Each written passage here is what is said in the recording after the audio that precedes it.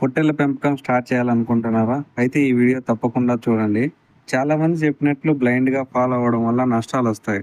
ఎందుకంటే ప్రతి ఏరియాలో ఒకే విధంగా పనిచేయదు. మీ ఏరియాలో డిమాండ్ ఎలా ఉంది? మార్కెటింగు, సేల్ చేయడము ఇవి చాలా మెయిన్ ఇంపార్టెంట్. ఎందుకంటే మీరు ఈ మార్కెటింగ్ అనేది లేకుండా ఎంత పొట్టేలు పెంచినా ఏమి యూజ్ అనేది ఉండదు. ఈ వీడియోలో మీరు తెలుసుకునేదేమంటే మీ ఏరియాకి ఏ మెథడ్ సూట్ అవుతుంది? సంతలో అమ్మాలా? లేక లైవ్ వెయిట్‌కి అమ్మాలా? లేక రెండింటికి డిమాండ్ ఉన్నాయా? లైవ్ వెయిట్‌కి డిమాండ్ ఉందా అనేది ఎలా తెలుసుకోవాలంటే, మీకు దగ్గరలో ఏదైనా మటన్ షాపులు గానీ, ఏదన్నా రెగ్యులర్‌గా వాళ్ళు సండేస్ గానీ అలా రెగ్యులర్‌గా తీసుకుంటా ఉంటారనమాట. వాళ్ళ దగ్గర వెళ్ళేసి ఒకసారి ఈ విషయాల గురించి ఎంక్వైరీ చేయండి. సంతలో సేల్ అవుతాయా లేదా? ఎందుకంటే మనం ఎంతో ఆశగా పొట్టేలు పెంచుతాం. కానీ సంతకు తీసుకెళ్ళాక దళారులు తక్కువ రేట్లు చెబుతారు. ఎందుకంటే వాళ్ళు మళ్ళీ అక్కడే రీసేల్ చేసి లాభం పొందుతారు. ఇలా మధ్యలో ఉన్న వాళ్ళు ఎక్కువగా లాభాలు సంపాదిస్తారు.